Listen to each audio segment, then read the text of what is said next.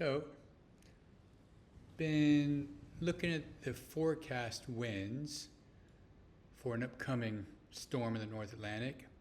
You can see here these are WaveWatch 3 model output surface winds. And you can see there's definitely a big storm coming across the North Atlantic. Let's look at that again. So we have the April 4th at 0Z. We're going at 3-hour increments. And boom, right about here at 21Z, and then on the 5th, it really starts to intensify and head towards the east. Now the question is, what are the waves in Barbados going to be like from this system here, okay? So I'm kind of convinced with the model output that there's definitely something to look for, okay? So what about, I guess you could call this the observations or the interpolated surface map. So we were looking at model output before, and these are interpolated observations. And here we go, this is 12Z on the 4th. Boom, now we start to see this storm start to intensify, just like we saw in the models. Here we go, 5Z, sorry, on the 5th at 0Z, there it is. And then at 6Z and 12Z on the 5th. So again, you can see it in the observations now, this system in the North Atlantic intensifying and propagating towards the east. So the question is, what are the waves like, or what can we expect in terms of waves in Barbados? Well, to answer that, I've created a wave calculator. Looks like this. And you can enter target location, which in this case is Barbados, for 3 different incoming swells. Okay, so let's just check out the one that we just saw. Okay, so swell 1. So storm looked about 50 miles an hour, estimating wind about 10 degrees, coming from about 10 degrees, about a 500 kilometer fetch. Now this is all user, defined. You can define whatever you want, but I've already went ahead and pre-filled these. Duration by 18 hours. Source location. Where was this storm? Well, I estimated 46 degrees north and 46 degrees west, based on just a physical estimation of the midpoint of this fetch that would be blowing in our direction. So there we go. That's about 46, and that's about 46, so 46, 46, all right? So then some advanced parameters, which I won't go to detail, but it'll be in the manual. Spread exponent, the decay length, the initiation, or the initial time, forecast time to start, when is the forecast going to begin, or is it going to be initialized? So the 5th at 0Z. Okay, so all this is entered, and just for the fun of it, let's do this. Let's disable swell 2, disable swell 3. We got swell 1, calculate enable fields, and there we go. We have the forecast that suggests 6.8 feet, about 14 seconds, coming from about 24 degrees. Coming up, okay? Now, what does Wind Guru say about that? Just for a reference, well, let's see here. Here we go. 6 feet, about 14 seconds, about 6 or 7 in the morning, and this is suggesting an arrival time,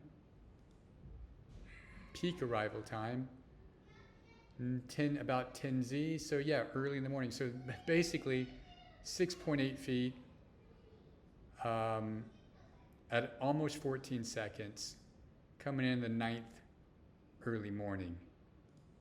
Coming in the 9th early morning, 6 feet, 14 seconds. So the wave forecast tool is basically showing similar results that you see in the Wind Guru stuff, right? Now, so you got a couple things. You have as well as an output. You can explore all this stuff, a bunch of different information. When should we see the first hint the peak, the last hint of the waves charts. Okay, here's the wave height coming out of the storm after some spreading, and then at the target location. These are deep water waves, right? Not to be have no interference with shoaling or refraction along the coast. So we're here about here we are at the target. Here we have a timeline of peak, and then the fade with the timeline down there. When can we expect it? You can hover on the mouse about 6 or 7 feet, about 14 seconds or so. Okay, and then for clarity, here's a map. Here's our swell generating area. Here is the target. Okay, and you can copy and paste all this and interrogate all that output if you wanted to. Now the cool thing about this is that usually at any given time there are multiple swell producing regions in the ocean heading towards us. Very rarely do you get just swell coming from one direction. So let's check out some other swells, right? So let's just pretend here. Okay, we're going to pretend. Swell 1 is what we actually saw in the observations, hinted at the models, right? So swell 2, let's just pretend there's a trade wind swell. Okay, so I've already entered these just for time. So about 18 mile an hour is coming from about 55 degree, winds blowing from about 55 degrees, so just south of northeast.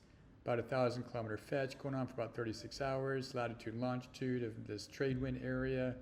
Okay, same forecast time. We got that. Now let's pretend. So we're also pretending here this trade wind, but let's pretend that you also have a northwest swell coming. Okay. So at 50 miles an hour, you can change this whatever you want. We'll change it at 45 miles an hour. Wind direction coming from, it's about a good direction, blowing from this direction for northwest swell in Barbados. Fetch, 500 kilometers or so, 18 hour duration. And the source location for this storm, 35 north, 67 west, is kind of typical. And again, time is all the same. So calculate all the enabled swells. And now we have the same information for swell 2 and for swell 3. Okay, so this trade wind swell, about 4 feet-ish or so, about 12 seconds or so. Swell 3, this made up fictitious northwest swell, 14 feet offshore deep water swell, about 14 seconds or so, coming from 340 degrees. That'd be a lot of shadowing here in Barbados, but nonetheless, you get the point. Cool thing is that you can plot them all together and see when the arrival time coincides. Remember, swell 1 is the real swell we're looking at. Swell 2 and 3 are just made up but with realistic options. And so here we have, look, and you've got the tail end of the northwest kind of coinciding with the peaking of the north swell, which also kind of peaks with the trade wind swell that we see coming in from the tropical North Atlantic. And then you have this combined sea state, just kind of a general idea of like the combination of multiple swells at any given time, arriving at any given time. And here we have some just comparisons between the fetch end height, the after the angular spreading height, and this is probably the more interesting one at the target. So in Barbados in this example, this north swell about 7 feet or so. This trade is about 4.5 feet. And this northwest 14 feet or so, right? So you can see this, and then of course you can have them all mapped, and it shows you exactly where they're coming from, and you do a comparison. And again, for each swell, you can look at the arrival time, the peak, when it's going to first hit, when you get the last hints of it, for swell 1, 2, and 3. And of course, you can do all this stuff as well if you want to interrogate the output and copy it in a text file for further information. But nonetheless, you can have presets, you can enter all this stuff however you interpret it from these maps from observations. But the cool thing that you can do with this is that you can kind of build sensitivity tests, okay? So what that means is that you can, if you have a major storm coming, say like a tropical storm barreling down on Barbados, no pun intended, what if the forecast says Beryl is going to come, or tropical storm hurricane is going to come at one direction with a certain wind speed?